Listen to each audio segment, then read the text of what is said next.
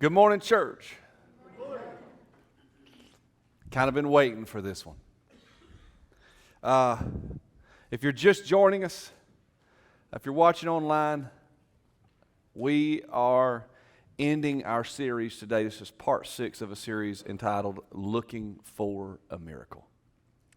If you don't know this, this series began because we recognize that there are people around us in desperate need of a miracle.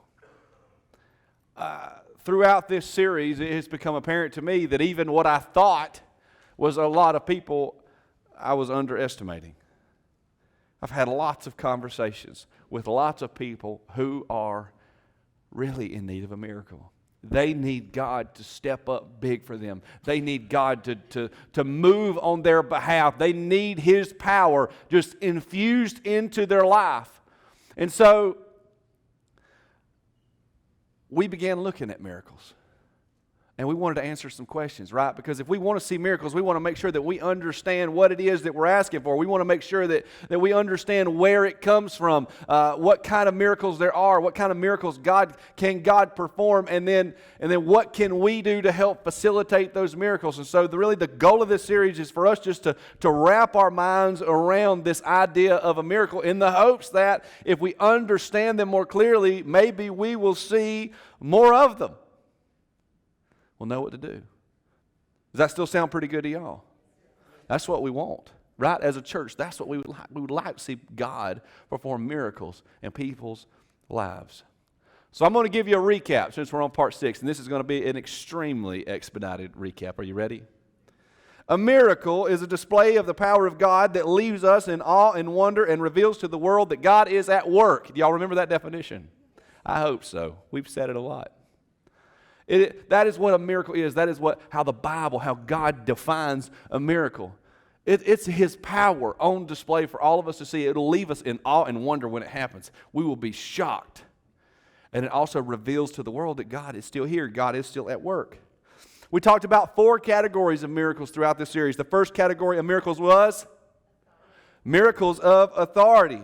That is exactly right. These are miracles where God supersedes. He overrides science, laws, nature, kings, queens, whatever it is. He overrides any powers we think there might be or anything that we think has some sort of authority.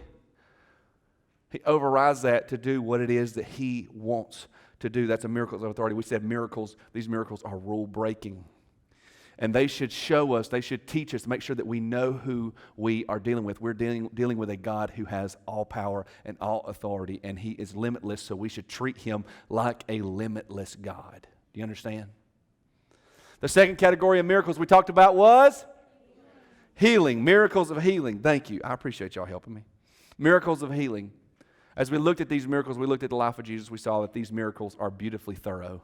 Oftentimes, God may do things to heal us, to heal our physical bodies, but a lot of times He's going to address the finest details, the finest wounds, the smallest injuries that we have to us at the same time. They're beautifully thorough. And if we want to see those kind of miracles, those beautifully thorough miracles, then we need to be faithful friends. We need to earnestly and sincerely and intensely pray for people and pray for them thoroughly if we would like to see God really perform a miraculous healing in their life. You got it?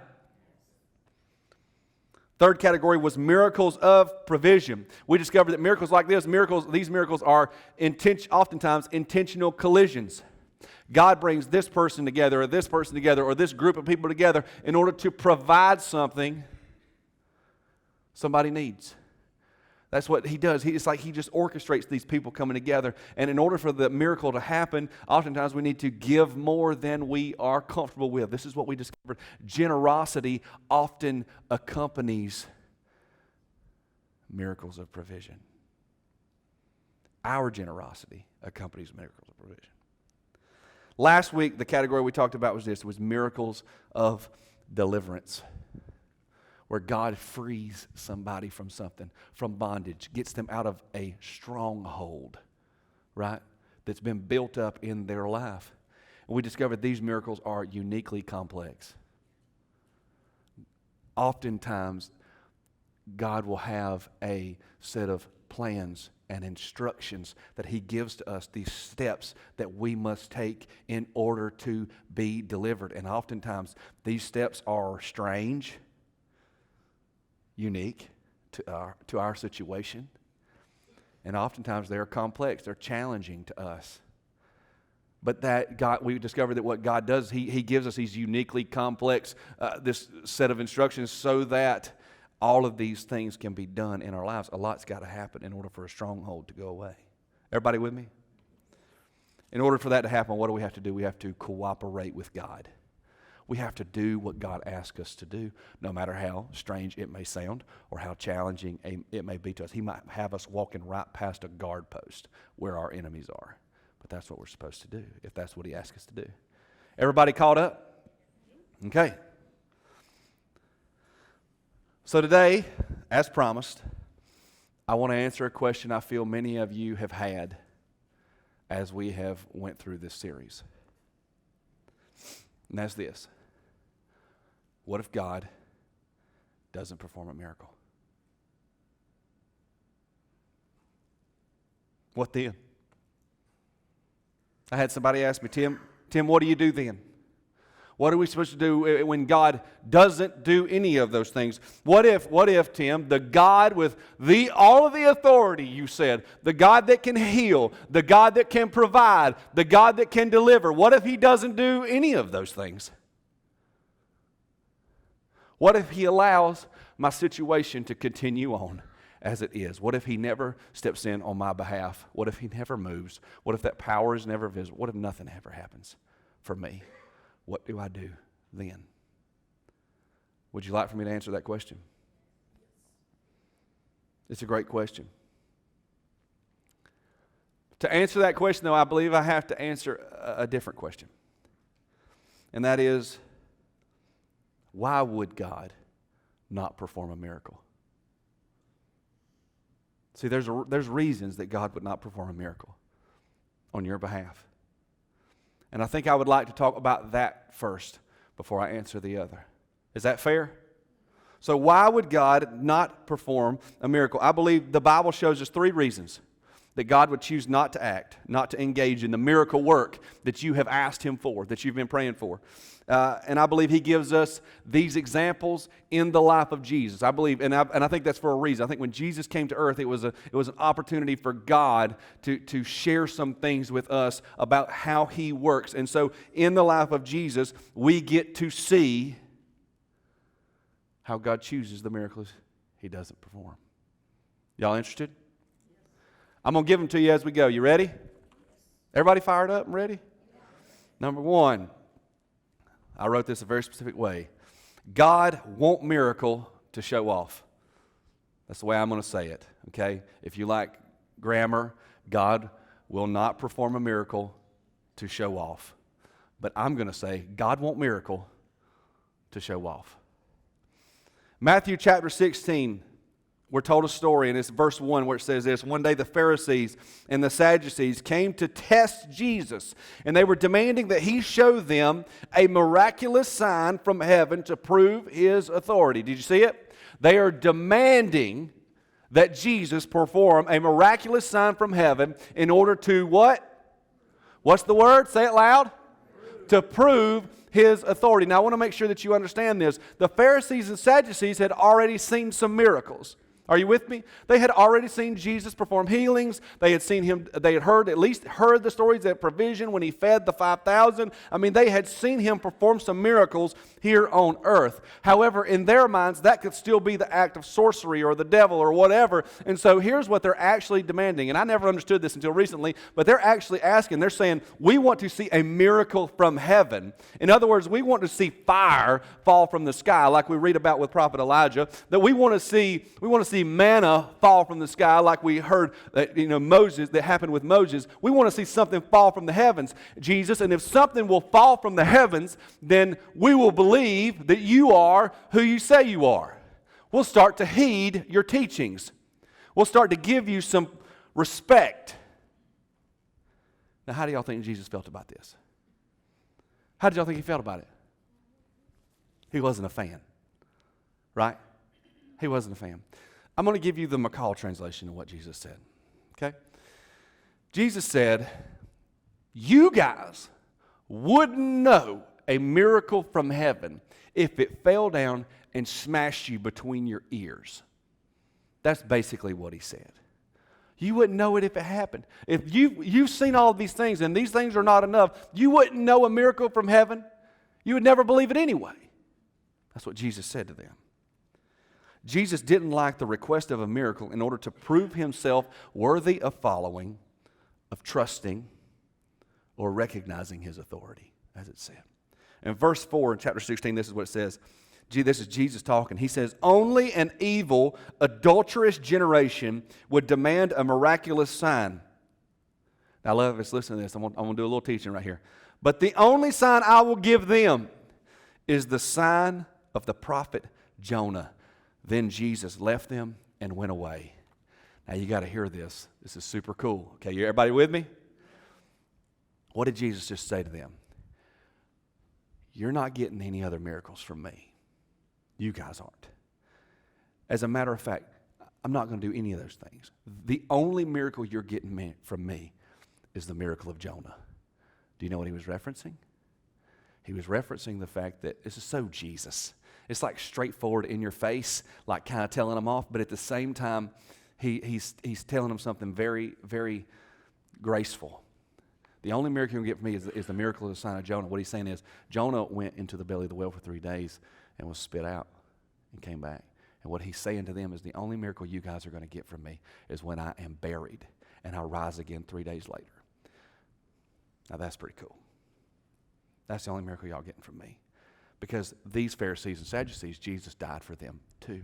They had the opportunity, the same opportunity that we all had. He's saying that's the only miracle you guys are going to get from me. Because you're demanding that I prove something to you. That's pretty neat, isn't it? Here's the deal. God wants miracle to prove something to you. Are you with me?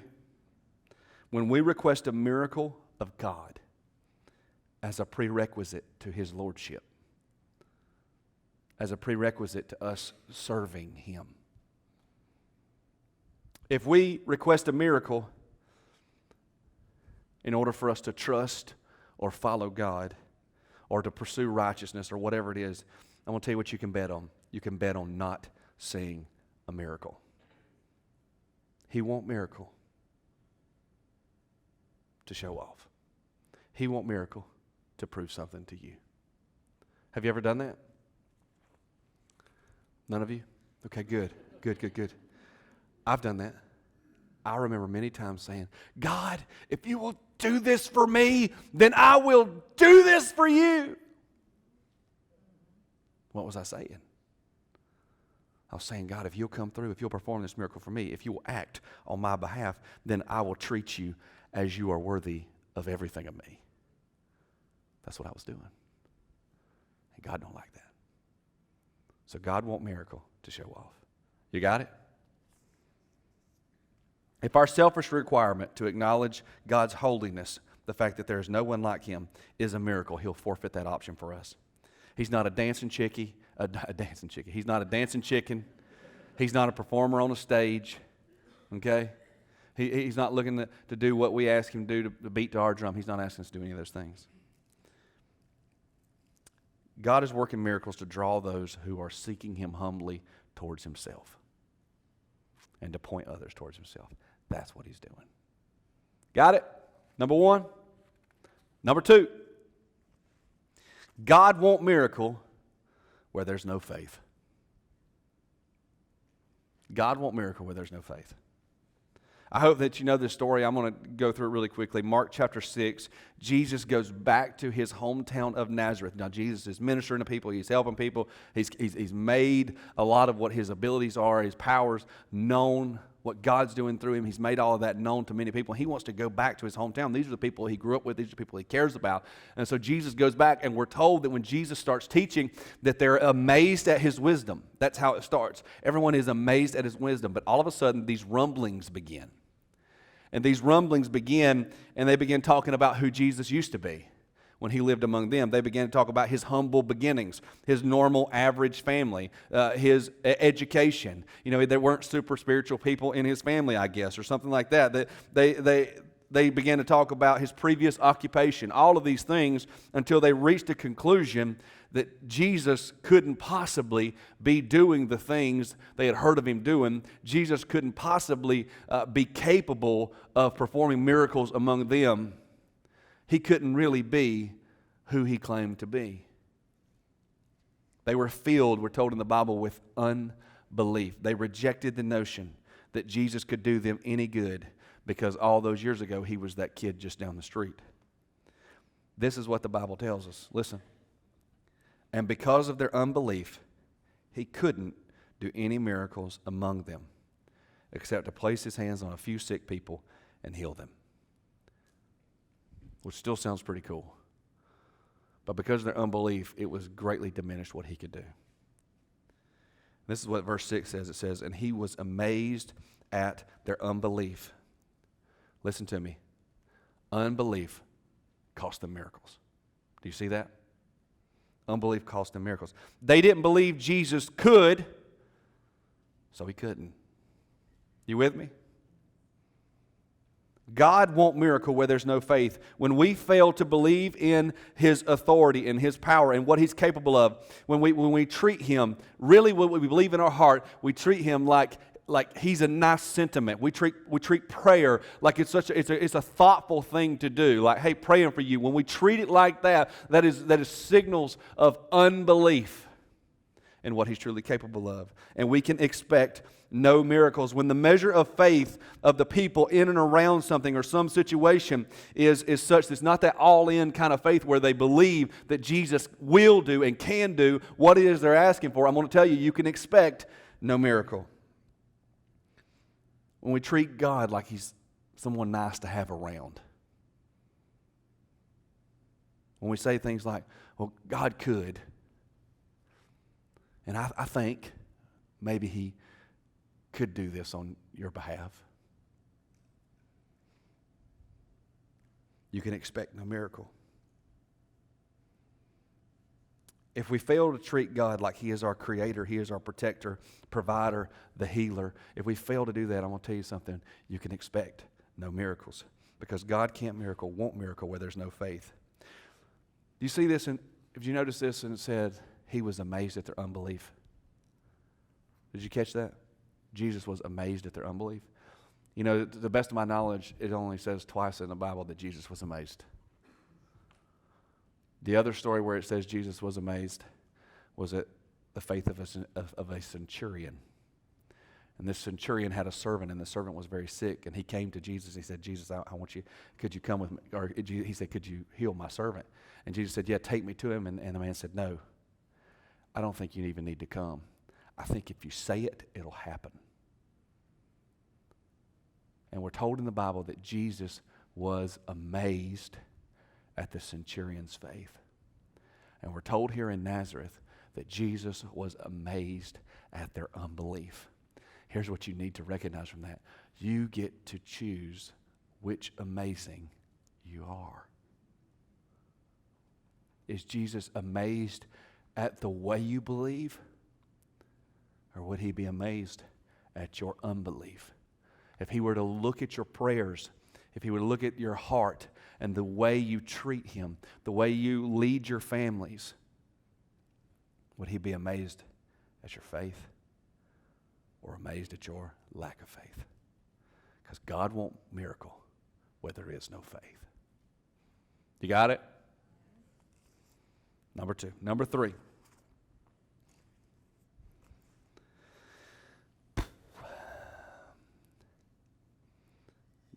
God won't miracle when it doesn't fit in the plan. God won't miracle when it doesn't align with his will. Can I show you this one?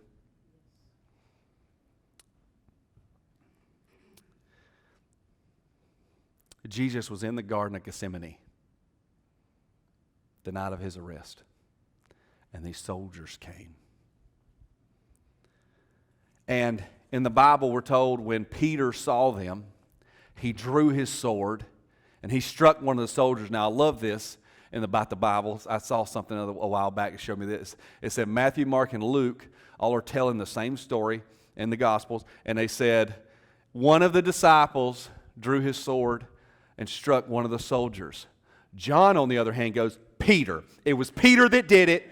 He struck the soldier, which I just love. It's like, you know who the rat was in the group, you know? John was not the one you wanted knowing what happened. But Peter draws his sword and he strikes this soldier. Now listen, we're told in the Bible he cut the dude's ear off. Do you think he was aiming for the ear? No. He was aiming for the head. Okay? But it was a glancing blow and it cuts his ear off. Jesus halts the attack, we're told. Luke chapter 22, verse 51, this is what Luke says about it. He said, but Jesus answered this. He gets in the middle. He says, no more of this. And he touched the man's ear and healed him. And one of the other gospels says this, says that Jesus picks up the ear, places it back on his head, and heals the ear in place. Boom. Guy's right back. Now imagine the screaming. I mean, this was not a quiet event. Jesus says, no, no, no. Grabs the ear, heals the man instantly. Right there in a moment, does this miraculous act. And then he turns to Peter to reprimand him and the disciples a little bit. He's got to get his followers back in line. He's got something he wants to say to them. And it's in this statement that Jesus makes that I believe reveals what we're talking about theologically here, but it's also very challenging. Matthew chapter 26, verse 53, this is what Jesus says. He says, do you think I cannot call on my Father, and he will at once put at my disposal more than 12 legions of angels? You know what he's saying? Jesus said, don't you think I could call on God and he could stop this now? He could end this. He could end them. We could take over. He could save us from this. Do you think I cannot call on my Father and he will at once put at my disposal more than 12 legions of angels? But look at this. He says, but how then would the scriptures be fulfilled that say it must happen in this way? Jesus is, of course, referring to the Old Testament, the prophets' writings that talked about the Messiah and what he was going to do and what he was going to have to go through. But let me put it in layman's terms for you. Jesus says, don't you understand that we could stop this now? God could perform a miracle and end this now. But that's not the plan. Do you hear me? That's what Jesus said. That's not the plan. He was looking at his disciples. He said, God says it must happen this way. God says I must walk out of here willingly and faithfully with these men who are going to accuse me, who are going to beat me, brutalize me, and embarrass me, and kill me. That's what's going to happen. But we have to see this. There's such a lesson in this. In one instance, Jesus performs an immediate miracle. I mean, he just does it on the fly. He rectifies a wrong. Peter struck this guy. That's not the way Jesus wanted it to happen. He turned around. He heals this guy's ear. But then when it comes to Jesus' own terrifying, torturous future, he does nothing. He refuses to act. He refuses to call for a miracle because this is what he knows. God won't miracle when it's not the plan. And that wasn't the plan. The plan for Jesus was the cross. Number 3, God won't miracle when it doesn't fit in the plan. So how do we reconcile that? That's the hard one, right? I bet if I polled the audience this morning, you would say 1 and 2 makes sense, right? God won't miracle to show off. Makes perfect sense. Got it. I get it. I understand why he wouldn't want to do that. I wouldn't want to do that either. Well, number 2, God won't miracle when there's no faith. Makes sense. If we don't believe in him, he doesn't miracle. I get it. But number 3, that's the kicker. God won't miracle when it doesn't fit in the plan. That's the one we have to figure out. That's the one we have to understand how to deal with. I know what some of you are thinking. You're saying, well, Tim, so you're saying God's plan may include my hardship. Yes. You're saying, Tim, God's plan may include this awful storm that I'm sitting in right now. Yes. God's plan may include my disease. Yes. God's plan may include me going without and losing greatly. Yes.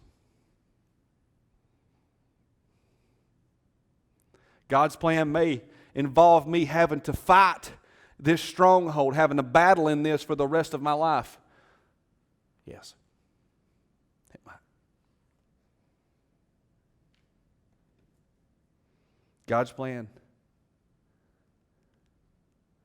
may include Him not doing anything, not performing a miracle for you in that situation you got going on. That's tough, isn't it? You say, Tim, well, how do you reconcile that? How do I deal with that as a Christian? Can I tell you a story? I was 21 years old when I became a student pastor. 21. I was a kid. I was an idiot. I knew nothing. I met in here. Matter of fact, the building looked a lot different then. It was let me show you. Is this all right? Scare you to death? So, this is probably about right. Probably right in here somewhere. This was a hallway that went that way, and there were kids' rooms. Pop, pop, pop. Right here in this building. The stage wasn't there. That was an addition. So there was a hallway. And then this was a room that kind of turned around, and this was what we called our big room right here. We had 20 to 25 students meeting here, middle school and high schoolers. And I'd bring them together. We'd play crazy games, and I would just read a Bible story and share a lesson. That's what we would do. But being such a small student ministry at the time too, like when a new kid showed up, we had a particular way we did things, and you knew it when somebody new showed up. And so I'll never forget, I was standing here at this door one day when I seen this woman and her husband walk around the corner, and there was this fella called Alex Smith walking with him. Little fella. 6th grader. That's him. A little older. But he was skinny. His arms were skinny. And he showed up at my student ministry. His mom said, "This is Alex, and it's his first time, and we just want him to find some friends and stuff. We're I'm like, no problem, I got him. And so we sent Alex into the room.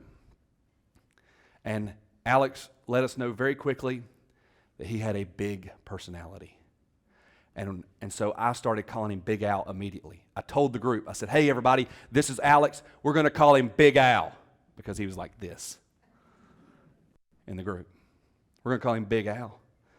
I'll never forget that first night that we were all hanging out. And he was wild, and he was fun. He had a sense of humor and all those things. And a matter of fact, right over there in that corner, there was like a little teacher's booth there for the preschool. And I'll never forget when we were closing out, I was back at the door talking to a bunch of kids or whatever. And I was sitting there talking. All of a sudden, I seen Alex's mom, Angela, and she came into the door, and she went like this, like she was terrified. And I looked across the room, and there was another kid we had. His name was Lee Evatt. And Lee was 13 years old, 225 pounds. And he had Alex in a full Nelson and was shaking. And Alex was just ragdolling like this, screaming and hollering.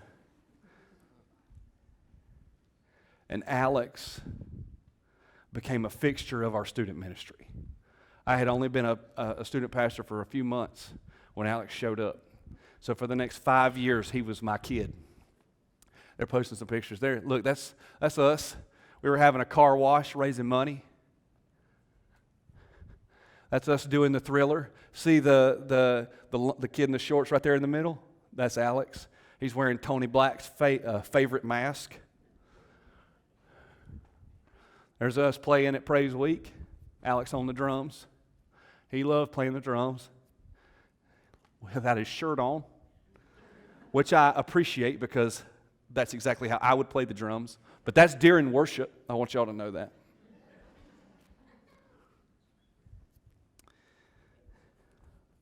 Alex was the best, man. And I got a lot of memories I wish I had time to share with you, but I just don't have time. But when I look around, a lot of times I think about these things. The column, as you go back in the kids' ministry to y'all, it's just a column, but that was in our student part for a little while that we used that. And I put a basketball goal up there on that column. And Alex and I played thousands of games of mini basketball, dunking on each other. And he was a special kid. In January of 2013, he was in 10th grade. Alex was diagnosed with a brain tumor. Now, anytime you hear the word tumor, it's scary. When you hear a brain tumor, and it's in a kid, it's terrifying. So, we pulled together. I mean, guys, listen to me. We pulled together, and some of you were here. Some of you remember this. We came together as student ministry. We prayed for Alex like crazy. He was a part of the Walhalla High School band. They pulled together and were taking care of. I'm telling you guys, we were praying like crazy. We prayed big, huge prayers like, God, take the tumor out. We know you have the authority to do that, and we would love for you to take this tumor out of his head. We prayed earnestly all the time. We had a church service where at the end of the church service, or like a part of the church service, we came together as a church and prayed for Alex. We had a fundraiser at the Walhalla Tire Shop they let us have, and we raised money trying to help the family. And man, we cooperated with God. We were saying, God, what do you want us to do? The doctors were treating it very aggressively. And in March of 2013, it was obvious that a surgery would have to be performed. A life-saving but very risky surgery. Alex's attitude the entire time, he just believed God was going to heal him. Jake and I go to the hospital before the surgery. We play pool for hours. Listen to Alex talk smack the entire time about how good he was at pool, and us laughing. And then I was in the room after the surgery, and Alex never woke up. And it came to a point where it was very obvious that a decision had to be made. So, in 3 months from his diagnosis, Alex Smith passed away.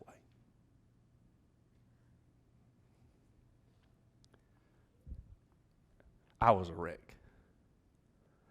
Everything was there for God to perform a miracle in my heart. Faith was there. God was there. The people were there. We gave. Everything was there in order for God to perform a miracle, and He didn't.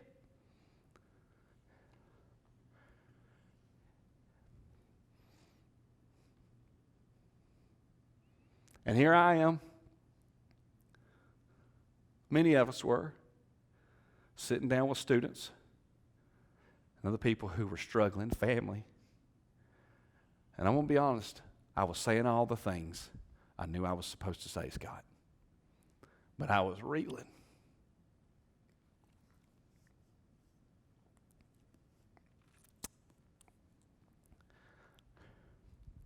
Eventually, I found myself having to reconcile this with God. I need to understand. And in a conversation with God, this is what I feel like He said to me.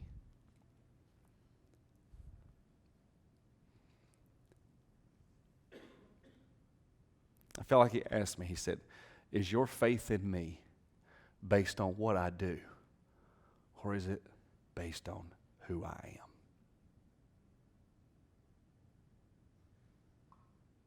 Now that hurt me. I feel like God said, is your faith in me because of who I am, or is it because of what I do? I had a decision to make. Do you understand? Could I believe that Alex is passing? Could I believe that it fit into God's plan? And that God's plan was still good? Are you with me? Could I find it in myself to not be okay with Alex passing away? Because I don't think I'll ever be okay with it. But could I find it within myself to still believe and trust in the work and the plan and the goodness of God in spite of that tragedy? Now that's challenging. That's tough, right? If you find yourself in a place where God doesn't perform a miracle, and you know that all of the pieces were there for God to do so, and it just didn't happen, you recognize that apparently this didn't fit into God's plan, I want to tell you what my advice to you would be. My advice would be to base your faith on who God is and not on what He does. It would be to believe and trust that His plan is still good, even though bad things may happen. Now that's challenging. Ultimately, all of this ends at faith. All of it is about faith. It's about our faith. Do we have faith in Him? Is our faith built in His leading and His will, His goodness and His plan for our lives? Is that what's happening? The Apostle Paul said this in 2 Corinthians. The Apostle Paul, he had an affliction. He had something that was going on with him, and it was bad. And this is what the Apostle Paul says. He says, 3 times I asked God to take it away from me. Now, he doesn't mean like he prayed 3 prayers. He's talking about 3 extended periods of time, seasons of his life, where he begged God to get rid of what he was dealing with, to get rid of this pain that he was struggling with so bad. And this is what he says. He says, 3 times God told me, no, my grace is sufficient. And this is what you'll have to know. If God doesn't miracle, His grace is sufficient for you. That's the truth. His grace is sufficient for you because He has performed a miracle already. The miracle of Jonah, Jesus calls it. And what happened to me was months following that, I found myself thanking God and believing that God's plan was good, but thanking Him for the fact that I knew Alex and I would be together again. And we were going to have a really wild time because of a miracle He's already done for us. That's the truth.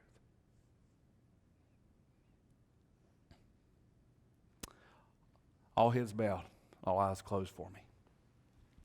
I want to give you an opportunity right here because there's somebody here this morning and you do not know that grace that I'm talking about. You have not experienced it in your life. And you've wrestled with God about this. You've wrestled with this question about bad things happening and whether God was good and all these things. And I'm here to tell you this morning, God is in fact good. And He will allow difficulties and He will allow bad things. And He will use it in His plan ultimately for our good. But I'm going to tell you, that doesn't make it any easier to walk through those doors. It doesn't make it any easier to deal with the tragedies we face or the hardships we endure. But once you have tasted the grace and the love of Jesus Christ, I'm telling you, it will take you through that journey. It will lead you through those difficulties and those losses. So here's what I'm going to do. If you're here this morning and you know that you've been on the fence about your relationship with God, I want to tell you something. God's made a way. He's made a way for you to be in relationship with you. He's made a way for Him to be able to lead you and to guide you through this life and help you and care for you and love you. He's already done it. And it was in the greatest miracle He ever performed. And that is when He sent His Son and He endured watching His Son suffer. He endured watching His Son die because His plan was you. His plan was to save you and to make you right with Him. That's what He wanted to do. So he endured some bad so he could do some great good for us.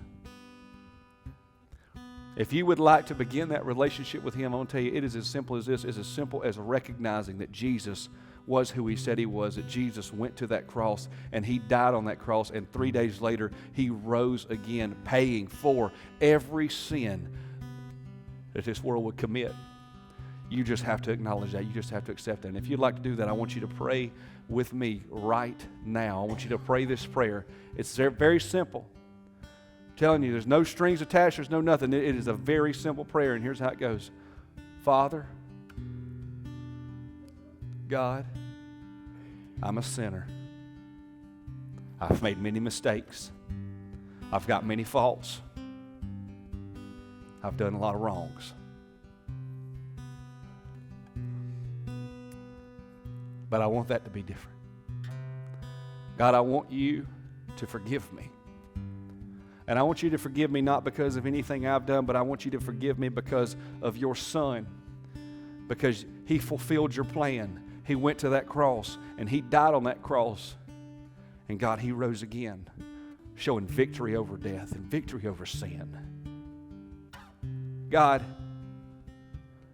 I want all of that forgiveness to be because of him. And I want all of my faith to be towards you and your plan and what you want for my life. God, I want you to come into my life and be Lord over my life. I want you to guide me. I want you to help me. I want you to be present every day in my life so that I can follow you and I can experience what it's like to be in real relationship with you. Thank you, God. In Jesus' name. I'm going to ask you to still every head bowed, all eyes closed.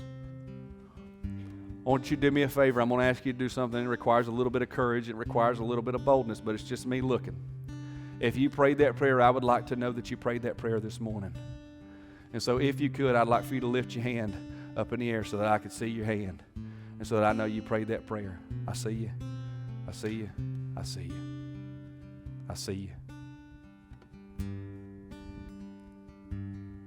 That's awesome. Thank you for sharing. I see you both.